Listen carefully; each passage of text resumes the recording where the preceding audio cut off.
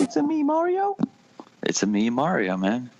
You got to throw that out there. That was my best Mario voice, guys. Nobody complimented it. No, I'm considering Nintendo a developer in this sense because, I mean, let's be honest, they don't ever have anything huge as far as console goes. And usually when they do, they have their, Nintendo Space World, or what is that called in August that they do? Yeah, I don't know. Okay, so it was like a Treehouse Summit or something like that. I don't know.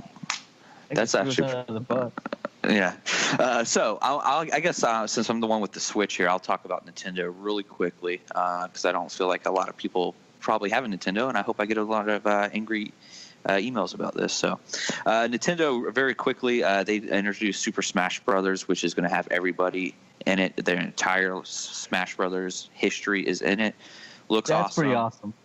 Yeah, it is, and I think it's going to be great. I look forward to it. It's funny because even my non-gaming friends were texting me like, "Oh, Smash Brothers," which is crazy that it has that kind of reach.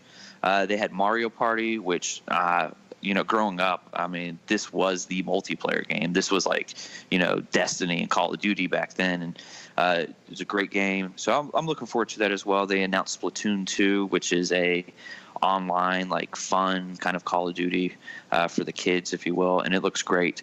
Nothing to me was impressive about Nintendo. I mean, said they're going to do what Nintendo does, which is, announce more Nintendo games. But I would have liked to seen something more about their online services coming out, and they just didn't really deliver there. So that's really all I had. Did you guys have anything on Nintendo? Yeah, I really couldn't even grade it. I didn't really look anything up, man.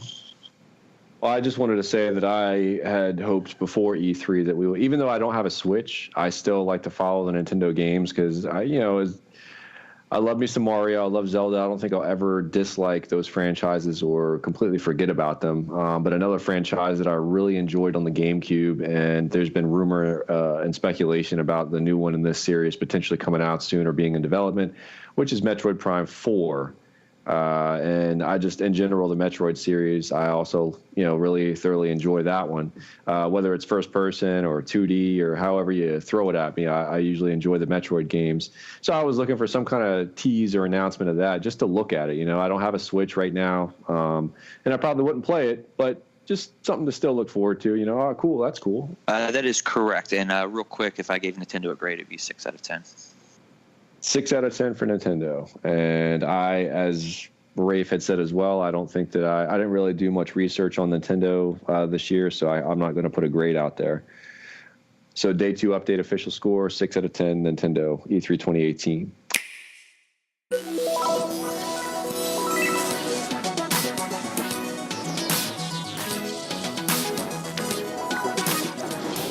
When we launched Nintendo Switch, our vision was a home system you could play together anytime, anywhere. 2 detachable Joy-Con controllers, countless play possibilities. From day one, all of you have shown the world what that means. Whether playing at home or on the go, from low to on high. Where will Nintendo Switch take you next? To a smashing invitational cheered by fans and challengers? Or on a journey through verdant fields and Viridian cities in a timeless quest to catch them all? I gotta say a game that would it's gonna go under the radar if we don't say it. I said Assassin's Creed Odyssey was my number 2 game. So my number 1 game comes from IO Interactive. They announced it right before, like a day before E3 started, Hitman 2. And Hitman, the relaunch or the one, season 1 that started 2 years ago, that became my game of the year. We've all talked about it before. Like, I love the Hitman series, like, in a whole anyway. Like, they haven't made a bad game to me. But the episodic content of the last one, like, I remember being like, that's going to be kind of, I don't know how you do that, blah, blah, and it worked out perfectly. I've defended that game's release being episodic. I felt like I got more out of each level. I loved it. And you could tell they really listened to the feedback for each level. So Hitman Season 2, IO Interactive, I mean, that's all they said. That's all I needed to hear to say. They just, like, to me, that was awesome. And that gameplay trailer and that demo they show, man, for me, I'm more excited about that than, the Assassin's Creed stuff I saw. It's so good looking. So I had to put that in.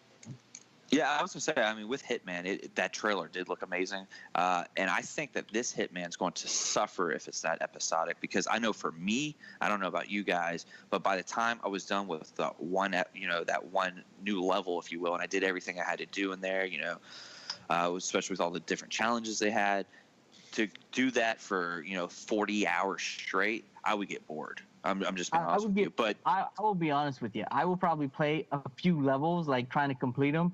And then let's say, I don't know how many levels are going to be in this game. Let's say it's 12, right? Since they keep saying full release. So I'm going to say that it's 12. I'm probably not going to do that to the later stages. I'm going to be like, all right, I'm just going to go through this mission, and I'll do my famous come back to it later. That's why I loved the episodic. I thought that was so much better. And I'll tell you my other big one is it's WB. Warner Brothers actually came in and said, hey, we'll help publish this game for you. And a little plug here, at some point in the future, there's going to be a review for a little game called Shadow of War. And yeah, WB kind of dicked me on that game right there when you get to the ending, not going too deep in there. And we already know this Hitman is a full release, so they're not going episodic, which isn't necessarily bad. But we already know right out the gate there, I was like, yeah, there's expansions. And when you look at the pricing, man, like to get everything, and this is to pre-order and give it, you're already looking at $100. And I'm already going, you guys haven't even told us what we're getting, but you want us to just pay this money. Like, I always have an issue with that anyway. Like, if you're already telling us there's these expansions coming, how, and the game's not even out yet, how is that not part of the regular game? So I'm a little hesitant about that, but I just had to throw Hitman out there before we throw our scores down, our overall picks and all that, to let the listeners know, hey, there's an awesome game coming. So, all right, take it away, Bo. Yeah, just to say my piece on Hitman as well. I loved the Hitman Season 1 from a couple years ago. Absolutely loved it. I don't know how many conversations me and Rafe and also Mike had about the different missions and challenges and, the elusive targets that they were coming out with. That was just always fun. So it was a lot of fun, but I agree with you guys. My apprehension is, okay, well, how is that going to work, or how am I going to feel about it if it's all at once? That's the big thing. So definitely excited for it. Love the trailer.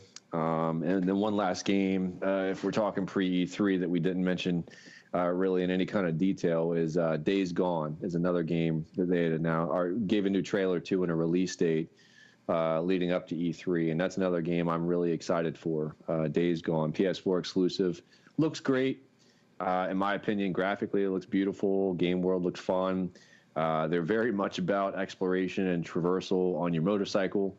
The zombies look insane. And just, the game world looks like it's going to be pretty nuts to play in. And I'm really looking forward to that one. Yeah, I'll just say sold on that game right there.